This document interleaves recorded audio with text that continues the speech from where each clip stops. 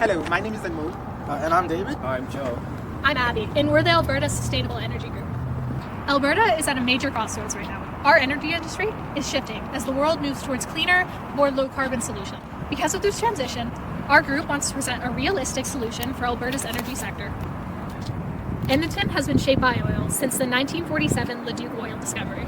We are called the oil capital of Canada for a reason, with over 130,000 jobs related to the oil sector in Alberta. Edmonton has plans to fully reinvent themselves and go net zero by 2050.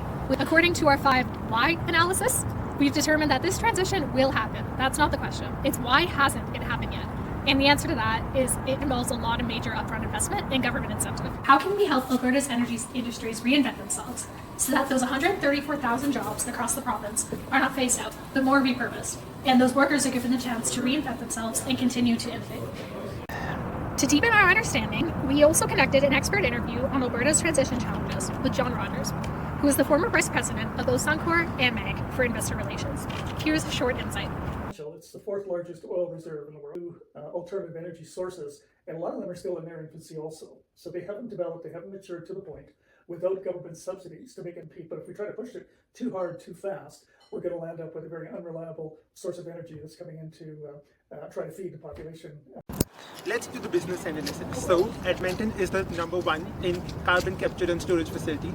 Edmonton is the leading in hydrogen energy, and it is the 3rd largest manufacturing hub in all over Alberta. Let's focus on the weaknesses. So, for $88 billion, Alberta government collected this year in revenue, $22 billion came from non-renewable sectors. Moreover, historically, if we see the revenues collected per barrel, Alberta government got $4.38 per barrel, while Alaska got royalties 10 times more, and the Norway got royalties 20 times per barrel. Alberta's Heritage Fund, an oil royalty investment fund, has barely grown to $19 billion, while Norway built its fund to $2 trillion. At the same time, it creates a lot of opportunity as well. Over the next 30 years, there could be 419,000 jobs created in the renewable sector. It would diversify its economy. So the problem with this transition is that Alberta's economy is highly dependent on oil. With every $1 drop in the oil price, the Alberta revenue decreases almost $750 million.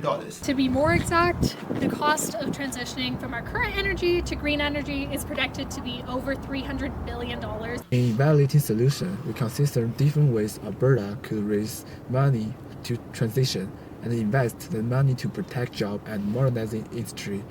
The criteria used were financing cost, time to implement, and public perspective, and future economic impact and future environmental impact. First, we got CCS non-compliance fee.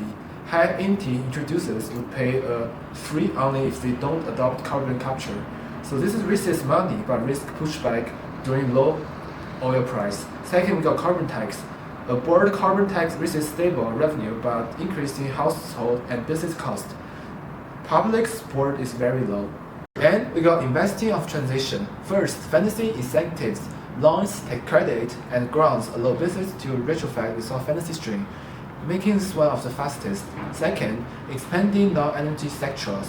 So life science, AI, and logistics can identify Edmonton economic, reducing volatility and attaching global investment.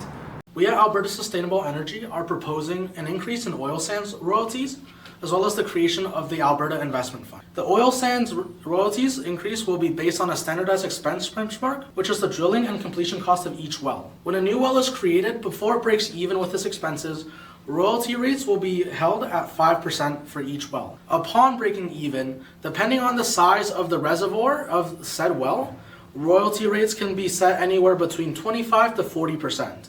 It's important to know that these new royalty rates only apply to new wells, as pre-existing wells have their royalty rates locked due to the Royalty Guarantee Act for the next 10 years. Edmonton has the innovation and capability to create a strong green economy for the future. By investing these royalties into our new Alberta Investment Fund, we're able to protect Albertan jobs, we're able to fund future green energy innovation, as well as reduce the volatility of Alberta's economy. By using and leveraging Alberta's prowess in the energy sector today, we're looking to leverage Alberta's prowess in the energy sector today to secure Alberta's future tomorrow. And we'd like to invite everyone, industry, government, and community, to work with us together to help Alberta lead in the upcoming green energy transition.